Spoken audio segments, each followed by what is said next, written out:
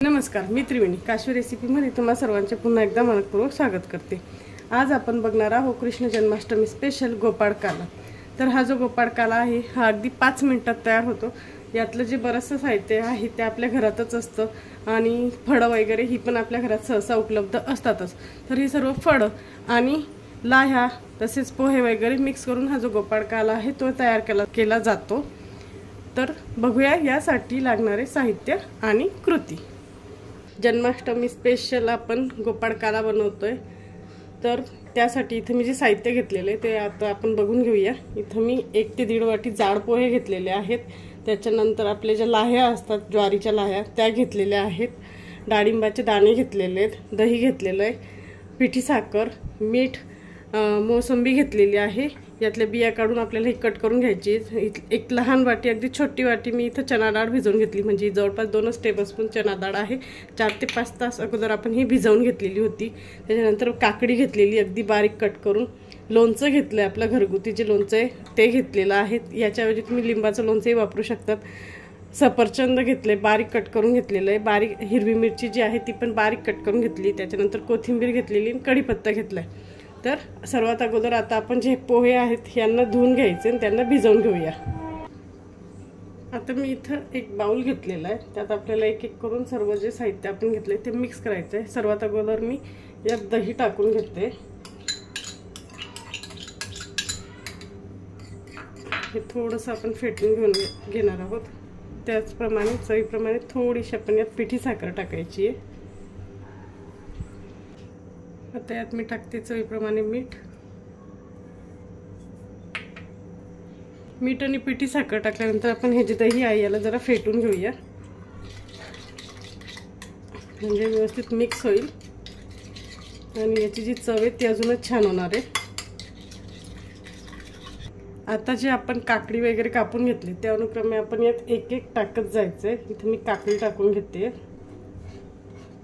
त्याच्यानंतर ॲपल म्हणजे सफरचंद बारीक कट केलेलं, भिजवलेली चना डाळ, डाळिंबाची दाणे। या सीझन मध्ये जे फळ येतात ते पण तुम्ही सर्व ऍड करू शकता, जसं की पेरू पण असतो या सीझन मध्ये अवेलेबल, तो पण तुम्ही ऍड करू शकतात। हे आपण मोसंबी जे घेतलं होतं ते मी कट करून घेतले, त्यातल्या बिया वगैरे काढून, आणि आपले ज्वारीच्या लाह्या यात आपण टाकूया आता। आणि हे पुन्हा सर्व साहित्य जे आहे ते मिक्स करून घेऊया। वरील सर्व साहित्य टाकल्यानंतर यात आपण टाकायची बारीक कट केलेली मिरची जी ती थोडीशी कमी तिखट घ्यावी, म्हणजे लहान मुलांना तिखट नाही लागणार। आणि हे पुन्हा एकदा मिक्स करून घेऊया।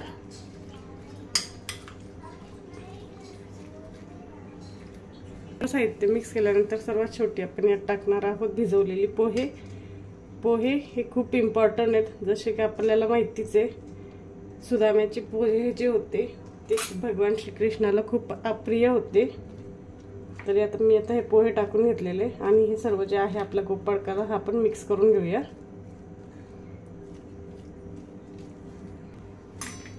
ज्या प्रकारे पोहे मिक्स केल्यानंतर यात आपल्याला टाकायचं आहे लोणचं। यात जे आहे ते लिंबाचं प्रिफर करू शकतात, पण ते नसेल तर तुम्ही हे पण टाकू शकतात, कुठलेही टाकलं तरी चालणार आहे। प्रत्येक गोपाळ जो होता त्यांनी आणलेलं सर्व साहित्य मिक्स करूनच हा आपला गोपाळ काला तयार झाला होता। आणि हा मी हातानेच मिक्स करते, कारण की याची जी मजा आहे ती यातच आहे। तर तयार आहे आपला गोपाळ काला।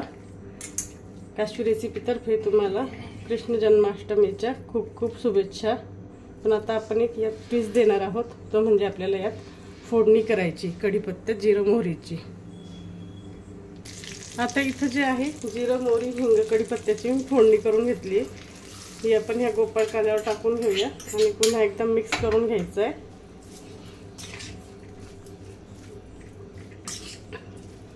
लोणचं टाकल्यामुळे याचा कलर थोडा चेंज झाला, पण काही हरकत नाहीये।